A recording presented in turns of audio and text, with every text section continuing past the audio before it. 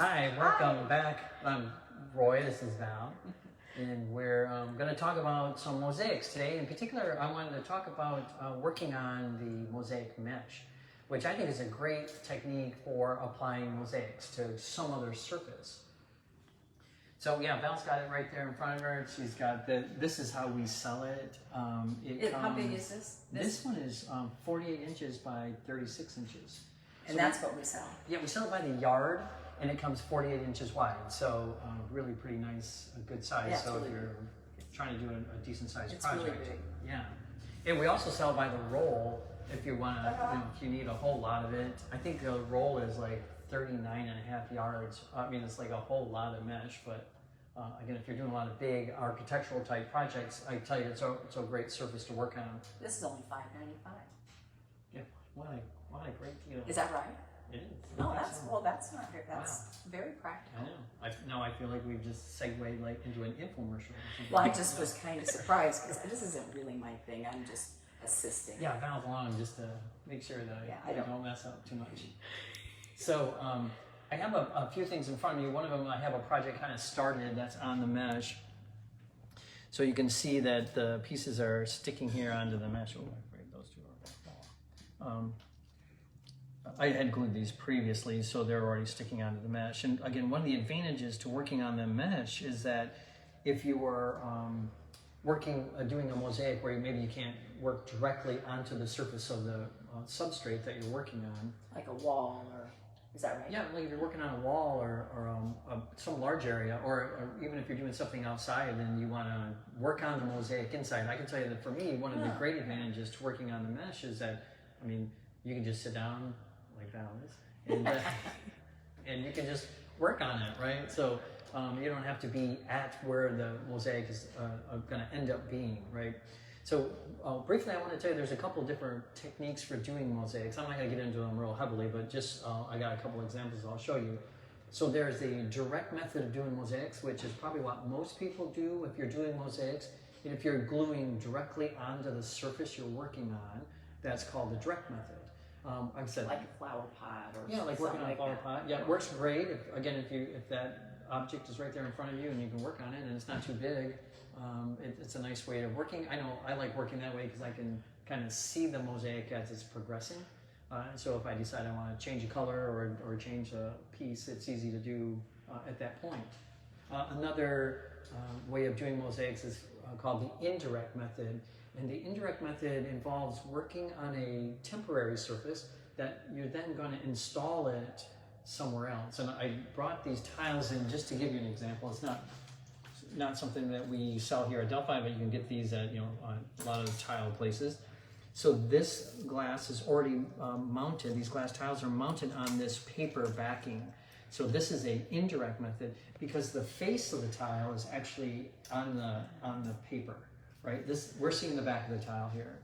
So the way this works is, so if I was doing this on this table, I would put my adhesive here on the table, put the tile into the surface like this, and then let the adhesive set up. At that point, you wet the paper because there's a water-soluble adhesive that's holding the paper on there, something like Elmer's glue. And then you get the paper wet and then peel the paper off, and there's your mosaic. So this is that. What is this called? Indirect. Because I think when we used to sell these, people didn't know that, and a lot of times, and would use them because. So I think that's kind of a heads up for people. So if you're going to choose these tiles, and you're not really sure, see all the texture in here.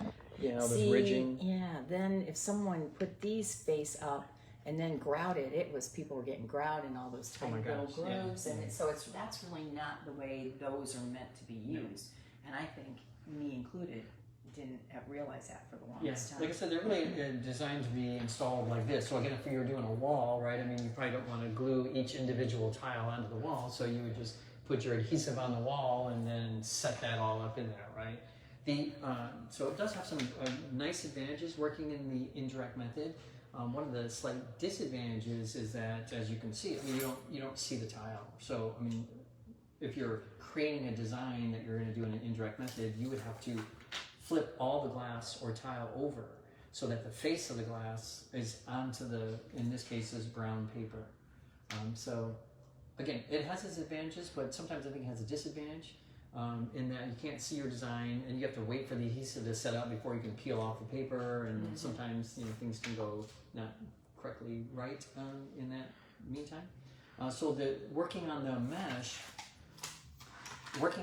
is, to me, I think of it as kind of a combination of the two techniques, right? So we have the advantage of working directly, right, gluing the glass straight onto the mesh, but it's also like an indirect sort of, in that I can pick this up and now take it wherever I want to go, and then attach this to, again, whatever I'm working on, whether it's a wall or So you can a see column. You got your pattern under there covered with.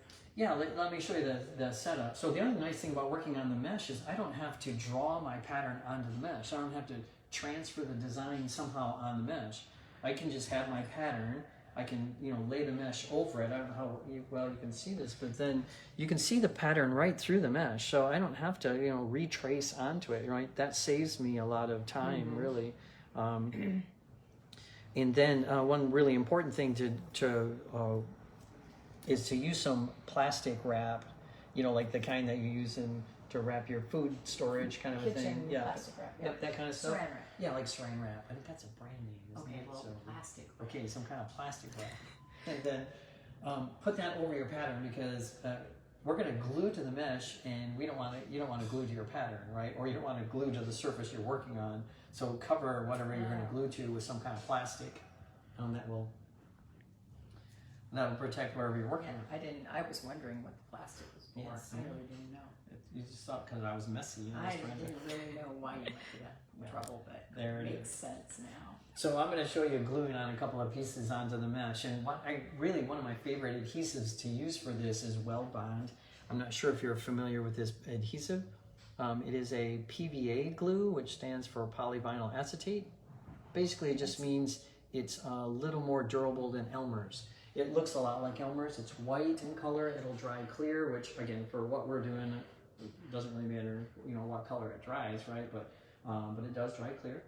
And it's white when it comes out, and it works really, really well for grabbing onto the mesh. Now, one thing I want to do when I'm gluing the pieces on, I want to be really careful not to use too much glue. So I'm not going to just come in and squirt glue all over the mesh like we might normally do in a mosaic, and then start setting the glass into that. The reason why is the advantage, again, to the mesh, if I can pick it back up here and show you, is all these little holes. When I actually install this somewhere, I want the adhesive I'm using on the surface, or on the whatever substrate I'm using, I want that to come through these holes, right, and really grab onto the glass. So I want to use just a small amount of glue to hold it onto the mesh. And I can tell you that if you look here close, in fact, even here, you'll see a couple of pieces missing, because as I move this around, sometimes the pieces fall off. And that's actually not a bad thing. That tells me that I didn't use too much glue, right? I mean, the bad thing for me is I can't find the pieces because they fell off. But Yeah, because these aren't pieces. that's not those That pieces. doesn't fit. That doesn't really fit. That's right. So I am going to glue a couple of pieces on here to show you how this is done.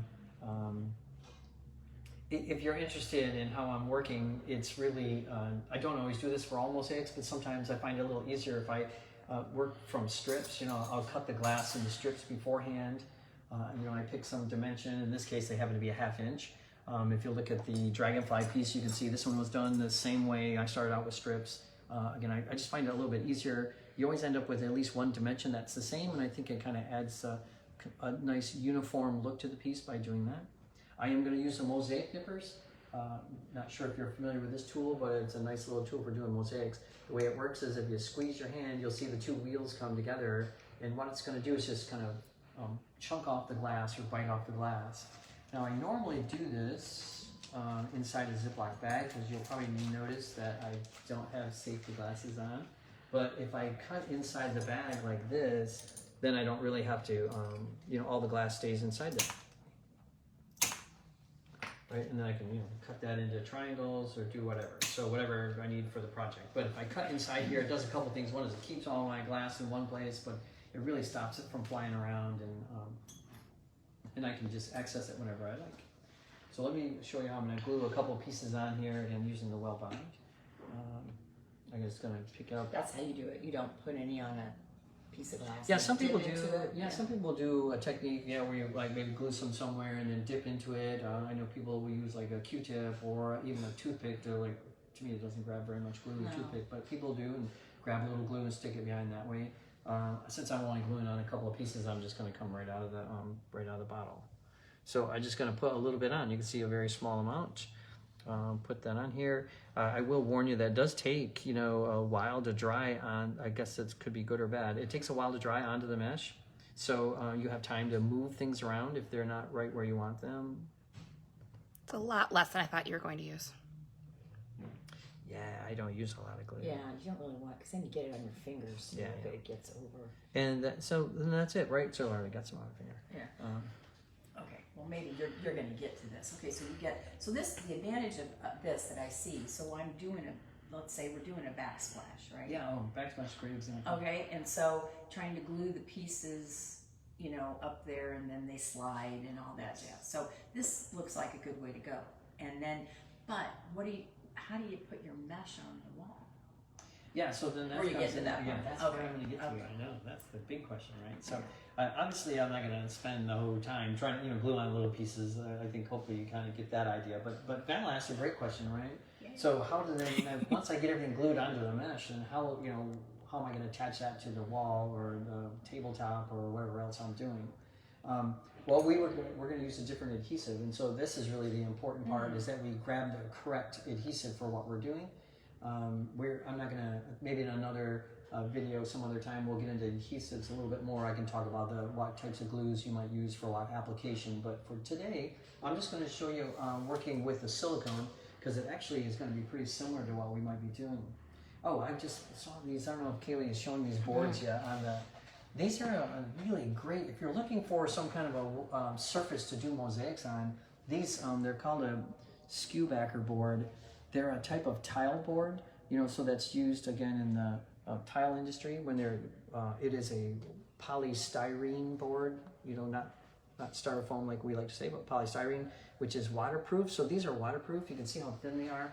One of the great advantages to them is they're really light in weight. I don't know if you do a lot of projects on wood, and by the time you glue glass on there and then grout it, it adds a lot of weight to it. But these are like super light and really easy to work with. So these would be, you would actually put your mosaic on this, and then this would be put on the wall or put on. Yeah, you could do it that Okay. way, or you could just do them as hang them as like a picture on a wall, or you could actually mount this onto the wall. That's for sure. So really, really nice surfaces to work on. I have down here just a piece of MDF board, which is medium density fiber board, if you're familiar with that type of product. And I'm going to show you how I would glue this on with a silicone. Again, I'm just showing the silicone today because it's a nice adhesive for this application. There are a variety of different types of adhesives we could use in this situation. If I was doing a backsplash like Val mentioned, I probably wouldn't use silicone. I think there's probably some better adhesives to use in that application. And where would I find those? Where would you find them? Those adhesives. Are you asking me? Oh. So, yeah, they well, there's other more. You'll probably find them in the tile aisle at at your big box home improvement stores, right, or flooring stores. But you'd want to look for something if you're doing a backsplash in particular, something that is more suited for that application. Waterproof. A tile adhesive. I don't know, backsplash I can tell you doesn't necessarily need to be waterproof, but Right. you would definitely want to get something that would be a little more suited for applying to, I'm assuming that's going to be drywall, so you'd probably want to, again, find an adhesive that works a little bit better for that. At what size or project would you stop using the silicone then, and then look elsewhere for other adhesives? For me, it's not about size. It has more to do with the application, so where it's going. In fact, it's one of the, we'll have to do this again, I think. Yeah, because, but you mean more to the point, it's what you're gluing to. Yeah. Not necessarily, no, it's drywall. Two things. So I know we get asked, I personally get asked a lot of times about, I teach a lot of mosaic classes here at Delphi, and I get asked questions about adhesives. And I always tell people the two things, the adhesive will be determined by the application of the piece. What I mean by that is if it was indoors or outdoors, is it going to be in a wet area? And then the second thing would be, as you were commenting on, Val, would be what we call the substrate or the surface I'm working on. Am I working on wood, cement board, concrete, brick? All those things would determine and then from that you would determine the adhesive. So really more so than often people think it's the other way around. They're like, well, I'm working with glass, so what glue should I use? And then, you know, the first thing really is I ask is, well, where's it going and why are you gluing to? And then that's going to make a difference. So sorry that I'm being kind of vague and not really answering all the we just thought answers. you were trying to keep it a secret, didn't we? It's like, you just take a class. I know, but people want to know. Yeah, I just think it's going to take more time than what we have time for. Well, it's like a lot of things. It's Going not, over the the answers adhesive, aren't so- always as simple and straightforward. Yeah, But that's good. but But that we'll- was helpful that we know there's a couple of things that you consider, and then you can figure out what kind of glue you use. Yeah, so if you have questions about it more, a little more in depth, definitely, reach out to us. You can, make a comment in the video section below, or send us a message on Facebook or Instagram. Or, if you have ideas about other things that you want us to do, with mosaics, let us know. But I think maybe down the road we will do probably one that's a little more in depth with adhesives and substrates, right? Surfaces that might work out. So, but let me show you how I would, if I was attaching this one using the silicone. And what's nice about this particular jar of this silicone tube of silicone is I can either squeeze out a small amount, or I can take the top off, which is what I'm going to do, and then so I can get a little bit more out onto the work surface, right? So I'm just going to squeeze some on here. What the key here is using a tool that is, I wish I had like a paper towel or something. I always seem to forget like those kind of things. So I grabbed a couple of trowels. These are a couple of different trowels that are available again at the home improvement stores. They just different type of ones, right? I've got these at two different places. Sometimes they're referred to as Cove Trowels, so COVE, a Cove trowel. They tend to be a little smaller. What I like about them is they just fit in my hand a little bit better. But if you look closely, you'll notice on these the key to this application is the size of the teeth.